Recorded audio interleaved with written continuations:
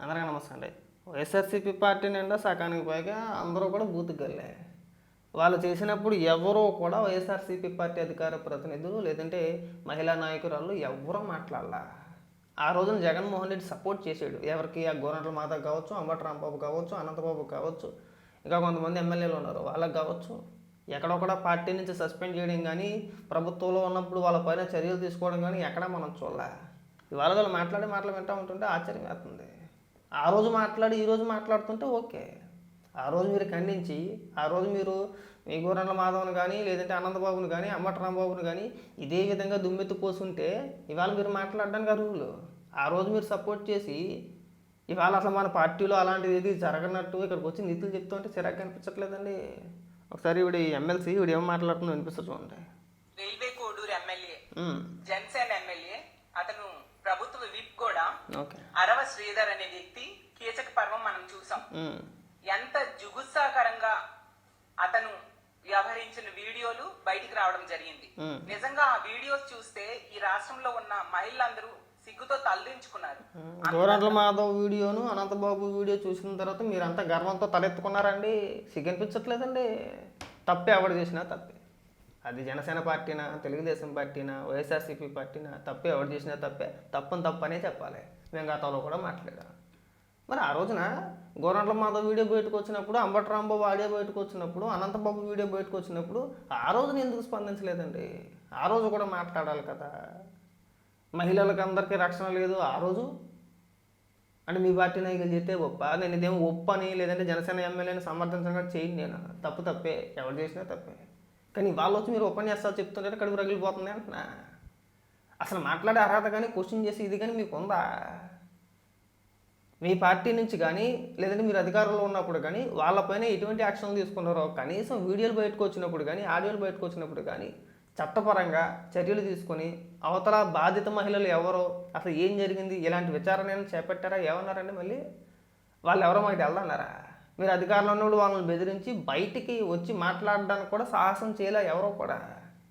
ఇవాళ ఇక్కడికి వచ్చి మీరు మాట్లాడుతుంటే నవ్వాలో ఏడవలో అర్థం కావట్లా. నేను సపోర్ట్ చేయట్లా, జనసేన ఎమ్మెల్యేకి సపోర్ట్ చేయట్లా, ఆయన చేసిన తప్పే. కానీ మీరు మాట్లాడుతుంటేనే ఆశ్చర్యం వేస్తుంది మాకు అంటున్నా. దారుణంగా అతను వ్యవహరించాడు. ఒక మహిళని, అది ఒక ప్రభుత్వ ఉద్యోగిని ఎంత దారుణంగా లోబర్చుకున్నాడు, ట్రాప్ చేశాడు. మోసం చేయడమే కాకుండా 5 సార్లు అబార్షన్స్ చేయించడం. ఊరుకోండి, పరస్పర అంగీకారం లేకుండా అంతవరకు వెళ్ళదు. అక్కడ అమ్మాయికి ఇష్టమే, ఆవిడకి ఇష్టమయ్యే వెళ్ళింది. బాగానే ఉందని చెప్పి ఇద్దరికి బాగానే ఉంది. ఆ రైల్వే గూడూరు జనసేన పార్టీ నాయకులు ఎవరో ప్రెస్ మీట్ పెట్టారు. వాళ్ళు చెప్పేది ఏదో వాళ్ళు చెప్పారు. తర్వాత ఆ ఫోటోల్లో కానీ కొన్ని ఫోటోలు బయటకు వచ్చినాయి. వాళ్ళిద్దరు కలిసి ఉన్నప్పుడు ఫోటోలు. ఆ ఫోటోల్లో ఎక్కడ కూడా ఈయన ఏదో బలవంతంగా ఏదో చేసినట్టు ఏమీ లేదు. ఇద్దరు పరస్పర అంగీకారంతో ఇద్దరికి నచ్చే, ఇద్దరికి ఇష్టమయ్యే సహజీవనం చేసారా లేదంటే కలిసే ఉన్నారా ఇంకోట ఏం జరిగిందో తెలియదు. కానీ ఆవిడికి అంగీకారం లేకుండా అయితే ఏదీ జరగలేదండి. మరి అమాయకురాల్లోకి వచ్చి మీరు మాట్లాడడం లేదంటే ఆవిడ వచ్చి విక్టింగ్ కార్డ్ ప్లే చేసి నన్ను అలా చేసారు ఇలా చేశారు అనడం ఇదంతా పిచ్చితనమండి. 1-2 సందర్భాల్లోనే ఒకసారి 2 సార్లు ఒకవేళ చెప్పాలనుకుంటే అప్పుడే బయట పెట్టవచ్చు, ఇబ్బంది ఏమీ లేదు. 5 సార్లు అబార్షన్ జరిగిన తర్వాత 25 కోట్ల డబ్బులు డిమాండ్ చేసిన తర్వాత ఇదంతా ఒక ట్రాప్ అండి. ఏదో ఈరోజు ఏదో కలవలేదు, ఈరోజు ఏదో నచ్చలేదు, ఇది ఎక్కడో చెడింది, దాన్ని తీసుకొచ్చి మీడియాకి ఎక్కేసి ఎలాగ మీ పార్టీ ఒకటి ఉంది కదా రోత పార్టీ, మీ పార్టీ అన్నతోనో ఇంకో దాంతోనో ఇంకోటి ఏదో రచ్చ చేయాలని చెప్పి రచ్చ చేశారు. కానీ లేకపోతే ఈవిడే ఎందుకు ఫోన్ చేయాలి, ఈవిడే ఎందుకు మెసేజ్ పెట్టాలి?